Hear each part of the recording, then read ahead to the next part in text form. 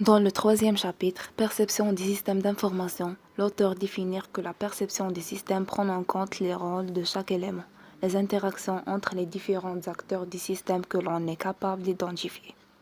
En effet, la modélisation simplifiée n'est pas toujours facile à obtenir dans la réalité pratique des systèmes existants. Les théories modernes du système d'information ont présenté des modèles descriptifs, conceptuels et logiques en matière de développement et d'organisation du système idéalisé. D'une part, dans un système d'information, on passe progressivement de la perception à la réalisation à partir de différents moyens comme la perception des besoins réels, la recherche d'une démarche appropriée au moyen d'outils, puis à son application sur plusieurs domaines techniques afin de valider la démarche sur les cas réels de systèmes d'information d'entreprise. D'autre part, la structure du système de l'information change d'une entreprise à autre. Ça dépend de leur taille. L'auteur précisait quelques ouvrages de quelques auteurs, parmi eux M. Tardieu, Rochefeld et Colchi, qui ont présenté un ouvrage traitant de l'approche conceptuelle des systèmes, la méthode Maurice.